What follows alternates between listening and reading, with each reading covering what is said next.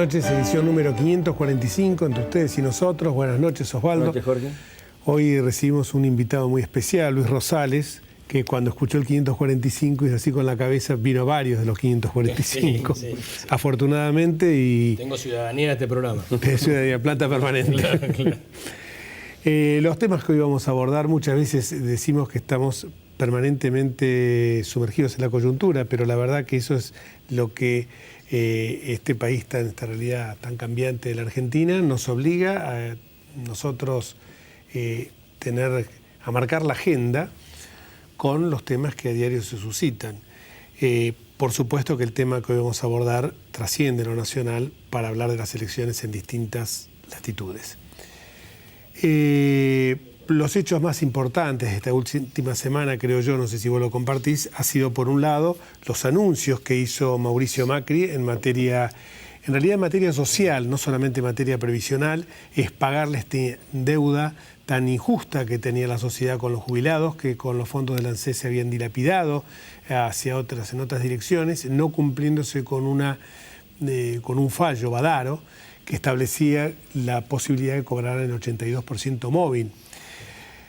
Realmente a veces yo he escuchado en administraciones del ANSES algunos razonamientos muy perversos que decían, y bueno, vamos demorando la aplicación y el pago de las retroactividades porque el tiempo y la biología van a jugar a nuestro favor y los mayores se van a ir muriendo sin cobrar esta pensión. Macabro, perverso y miserable razonamiento. Un gobierno que se decía progresista. Esto, vos es que por un momento, la vez pasada hablando con una señora que andará frisando los 75 años, me dijo, ¿para qué le van a pagar a los que tienen más de 85 si es poco el tiempo que tienen para disfrutar? Vos fijate que ese mecanismo perverso se hizo carne en la sociedad y esto memoraba aquel famoso artículo que había escrito en su momento Jorge Luis Borges, Nuestro pobre individualismo, que hablaba realmente de la falta de solidaridad que puede campear en una sociedad para que desprecie tanto a sus mayores, un sector vulnerable, por cierto. Se van a pagar las retroactividades, va a haber también aumentos para los jubilados y pensionados que actualmente están percibiendo sus haberes. No solamente, y fíjate otro detalle, las jubilaciones se actualizaban en marzo y en septiembre. Esta vez no hubo cadena nacional, se actualizaron en marzo, no hubo alaraca, porque antes algo que estaba marcado por la ley, que era automático, no hacía falta que la cadena nacional se impusiera ni que los aplaudidores de turno estuvieran allí dando muestra de su consecuencia, por llamarlo de una manera suave. Pero aparte de esto que ocurrió en el mes de marzo, ahora a fines de mayo se está hablando de un nuevo aumento de los jubilados, un sector realmente postergado de nuestra sociedad, y que evidentemente no fue tomado en cuenta por el último gobierno, porque también, claro, uno a veces se pone a pensar, el último gobierno no entendía la política como un servicio, sino un periodista ignoto, porque no lo conocía yo hasta que se hizo famoso tristemente famoso, con un reportaje a Cristina Fernández. Hoy nos enteramos con vos de que había escrito que la corrupción democratiza los distintos sectores sociales. ¿Qué significa esto? Que solamente pueden hacer política aquellos que tienen plata y como los que han estado durante muchos años abocados, y pone el ejemplo de algunos abogados laboralistas, abocados a su profesión, no han podido juntar plata. Entonces, como no han podido juntar plata, es lógico, cuando llegan al gobierno, ahí tenemos la foto de este señor, que dijo la corrupción se democratiza. Y hasta tienen, no sé de qué se estará riendo.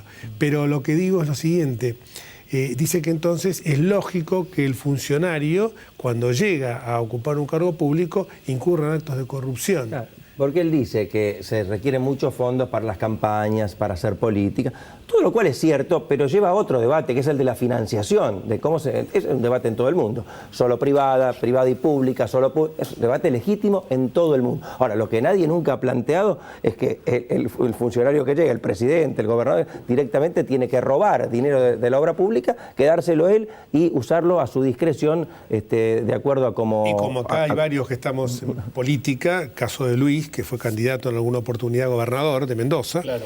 Me imagino que le producirá el mismo escozor escuchar esto, porque uno que se ha roto el alma, pateando o estando en comités o en centros cívicos o en unidades básicas, a veces repartiendo cartas, en antaño se hacía así, pintando paredes y haciéndolo todo a pulmón y muchas veces buscando colectas. Esto realmente lastima, duele. Y bueno, es algo que... No sé si, perdóname, Luis lo vi como que quería agregar algo. No, porque me hace acordar un debate que en este momento está, yo llevo todo lo internacional, que está justo en danza en Sudáfrica.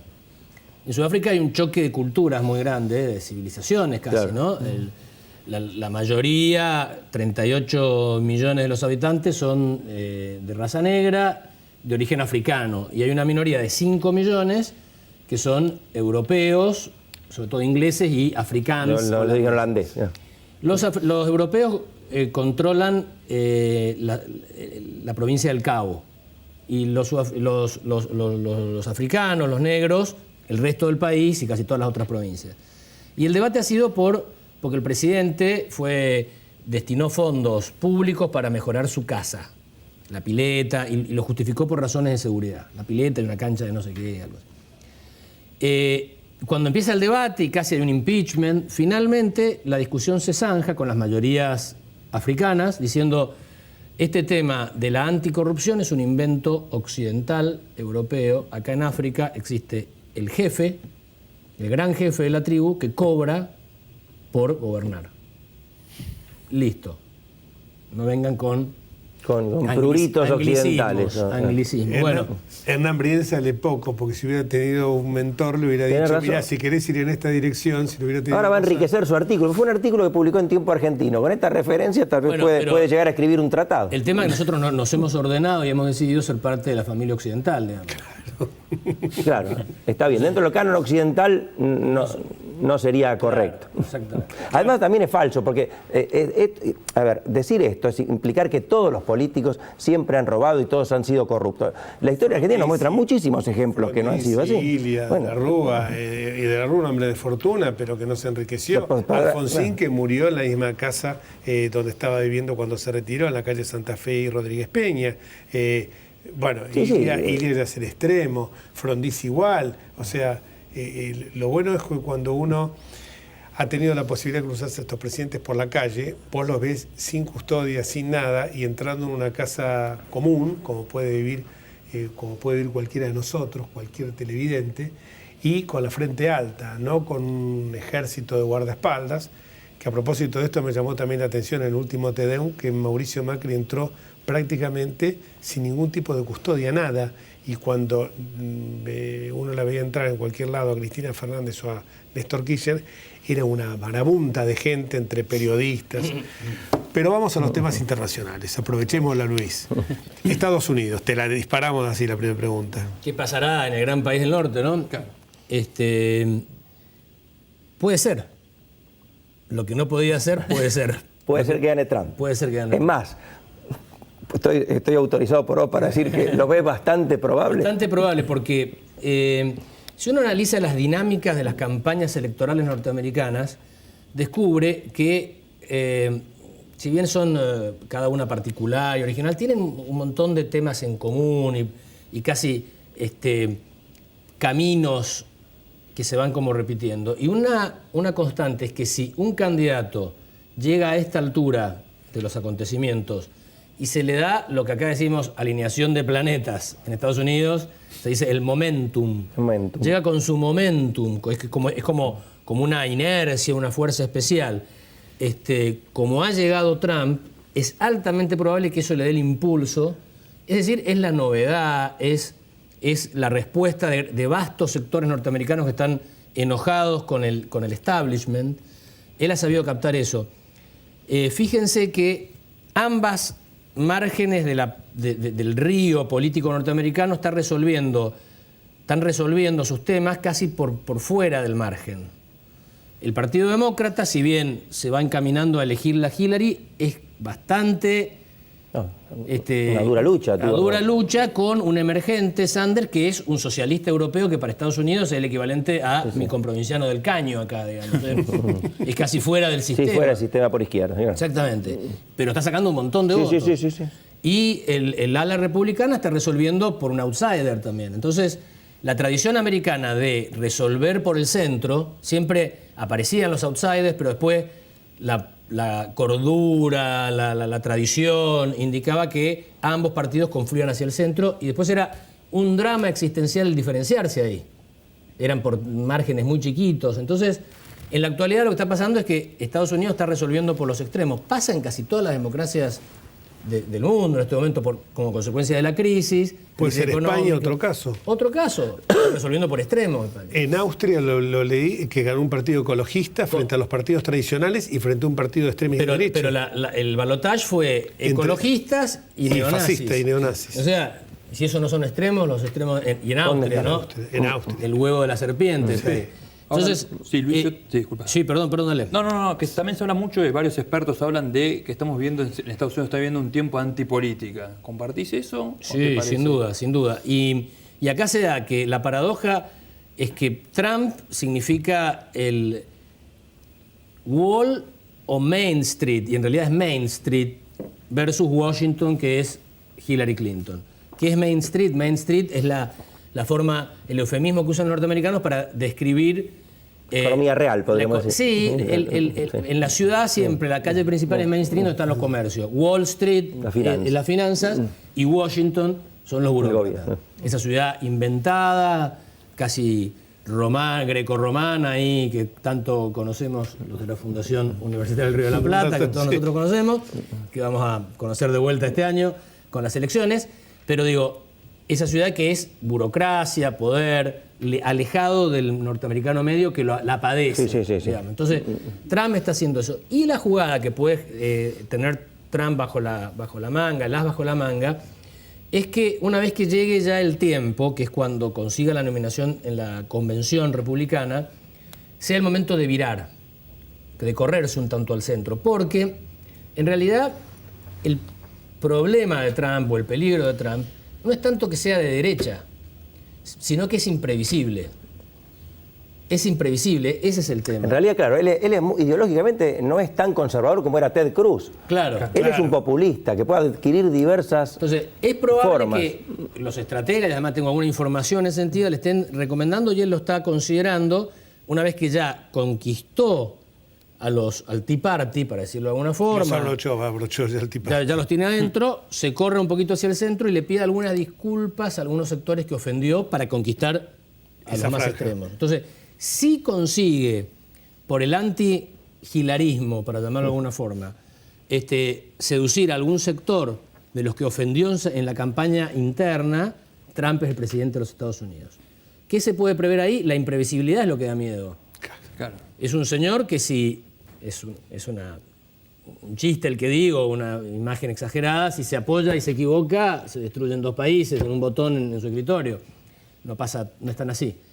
Ahora, para tranquilizarnos un poco, todos sabemos que Estados Unidos finalmente es muy institucional. Claro. Y ahí está el gran debate, si las instituciones se van a sobreponer, se van a imponer sobre una individualidad un tanto...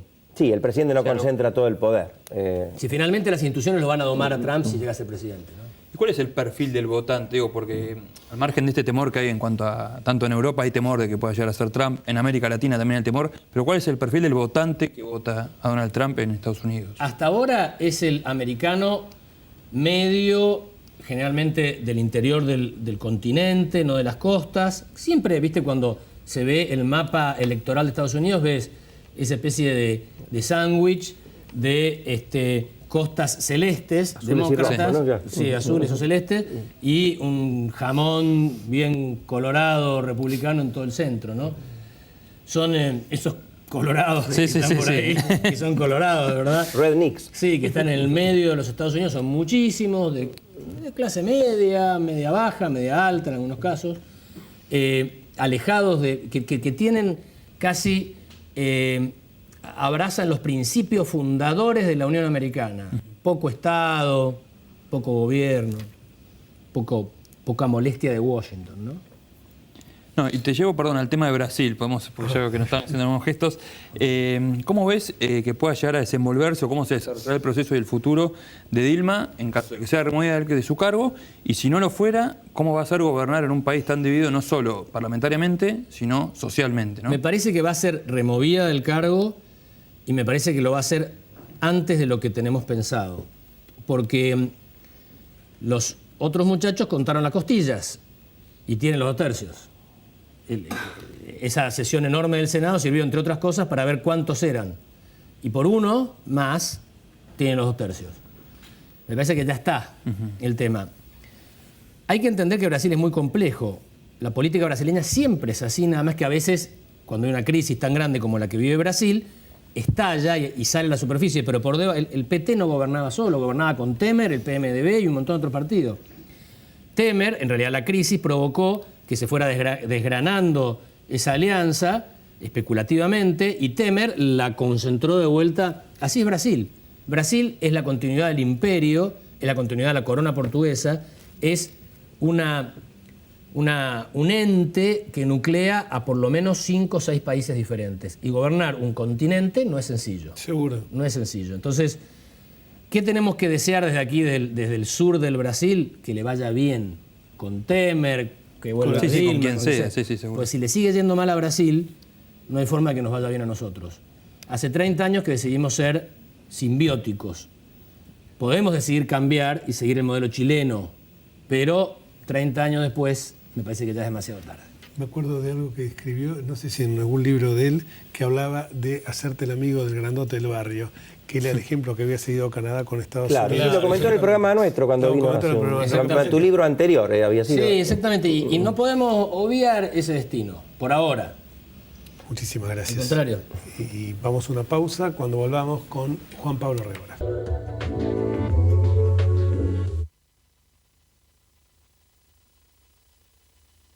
Escribanos en tu ciudad. Nuestro consejo es prevenir problemas. Colegio de Escribanos de la Ciudad de Buenos Aires. Consejo Federal del Notariado Argentino.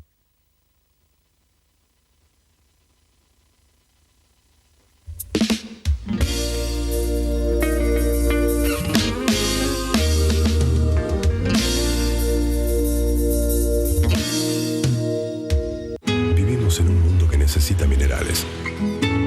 Pero sabemos que, antes que nada, necesitamos un mundo donde vivir. Cámara Argentina de Empresarios Mineros. Por una minería limpia, segura y sustentable. Andar, obra social de viajantes vendedores de la República Argentina. La mejor cobertura familiar al mejor precio. Planes de salud para particulares, trabajadores en relación de dependencia y monotributistas. 0810-345-0184. Andar, www.andar.org.ar. Sin abogados, no hay justicia. Si tiene alguna duda, consúltelos. Es un mensaje del Colegio Público de Abogados de la Capital Federal.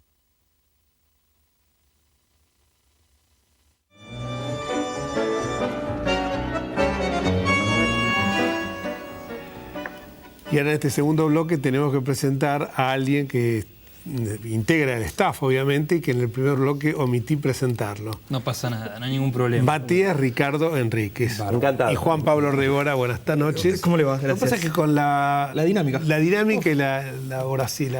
La vorágine, de la sí. política internacional. Y del programa, uno a veces se olvida de anunciar a quienes estamos integrando este panel. Para cerrar, podríamos hablar de 2 temas, Venezuela o Perú. Voy a pasar, Venezuela es más extenso, hablemos de Perú. Lo dejamos para otro programa de Venezuela. En Perú ahora el día domingo se va a llevar a cabo el balotaje, que habíamos comentado en su momento, frente a Keiko Fujimori y a Pedro Pablo Kuczynski. Rápidamente, hay muchas chances de que obtenga la presidencia ¿Cómo están Keiko más o menos Fujimori. Las encuestas, según el último estudio del simulacro urbano rural de Ipsos, dice que Keiko tendría el 53,1%, contra un 46,9% de Pedro Pablo Kuczynski.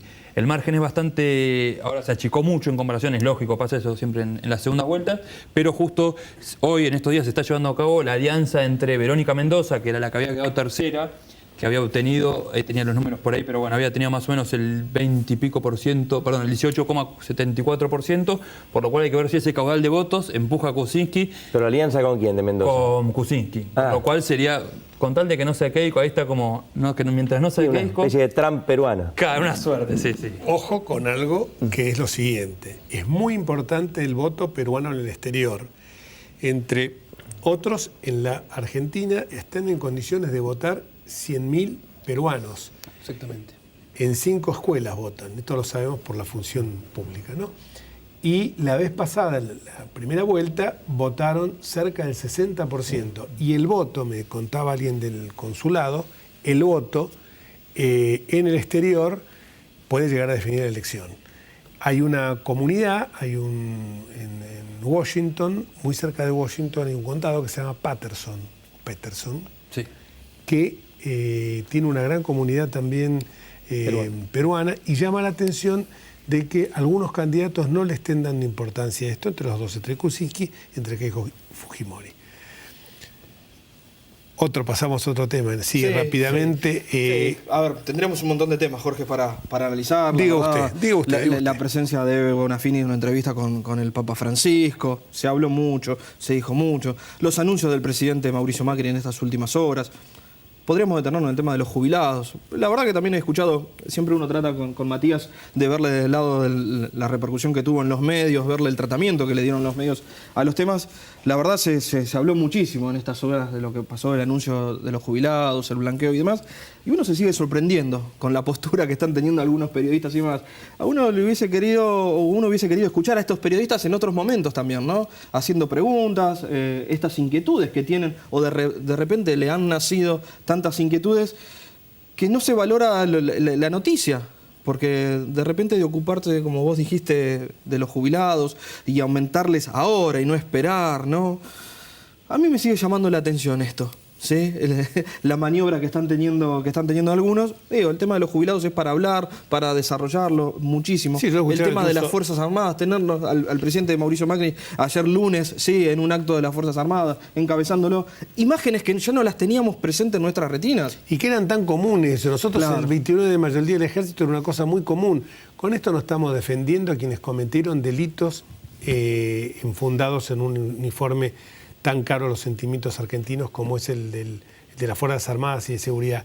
Pero cuando uno ve todas estas cosas que pasan como desapercibidas, y no le podemos echar la culpa que el presidente no hace rutilantes cadenas nacionales, porque en otras épocas tampoco existían estas cadenas nacionales, y sin embargo estas noticias tenían, a mí me llama la misma atención que vos, tenían repercusión. Vos pensás una cosa, el aumento de los jubilados, si esto lo hubiera hecho Cristina Fernández, por empezar era feriado seguro ese día. Se declaraba feriado nacional para que todo el mundo pudiera concentrarse en el mensaje.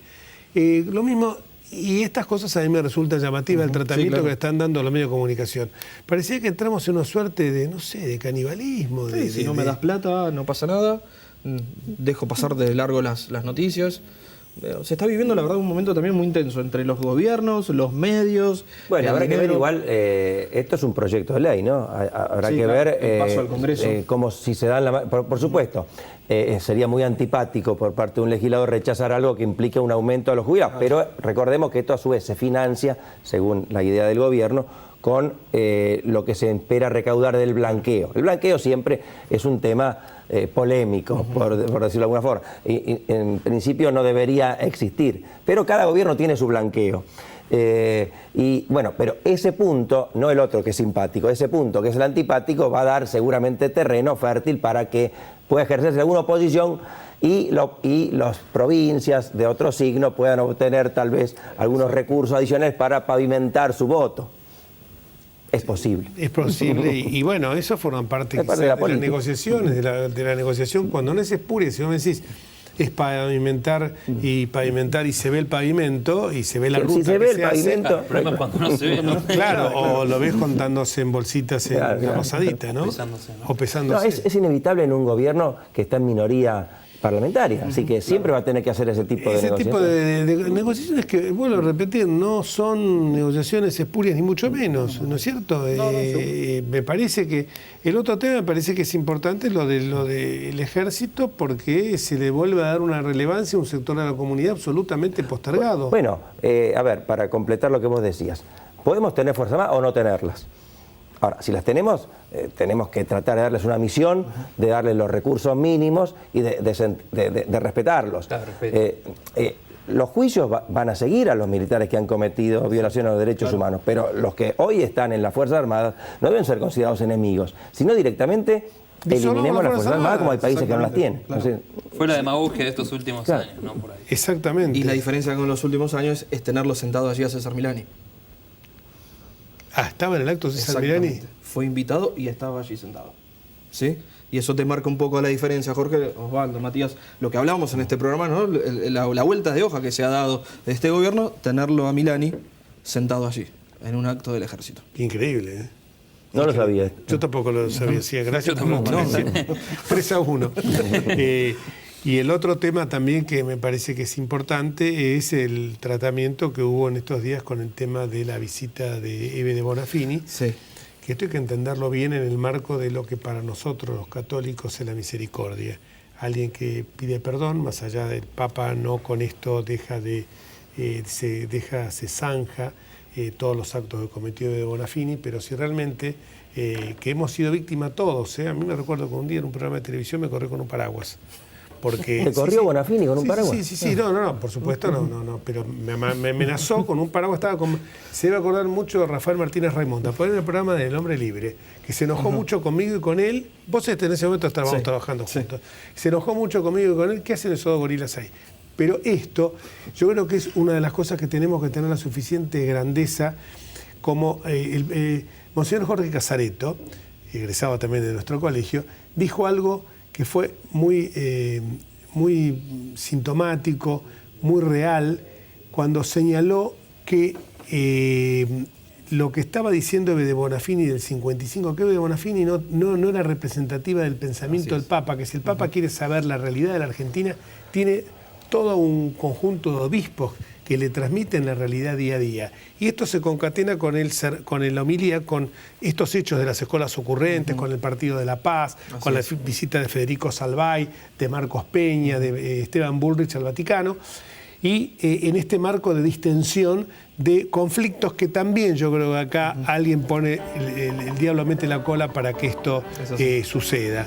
Porque, vuelvo a repetir, la homilía de Mario Aurelio Poli, el día del Te Deum, 25 de mayo, fue algo que es lo que piensa el gobierno, que las estadísticas no lo paralicen, que es lo que piensa el gobierno, que haya más diálogo, más consenso, que es lo que piensa el gobierno, ideas y no quedar sujetos a ideologías, que es lo que se piensa. Parecía digamos, el decálogo del PRO, buscar el diálogo, el consenso, terminar con estos muros y poder construir puentes. Porque la misericordia es justicia, que se entienda bien que la misericordia de ninguna manera se compadece con la venganza. Quienes han cometido hechos ilícitos, nadie defiende la corrupción y el Papa lo ha dicho más de una vez, se perdonan todos los pecados menos la corrupción. Disculpen que quería terminar con esto, nos vamos hasta el próximo martes si Dios quiere. Chao.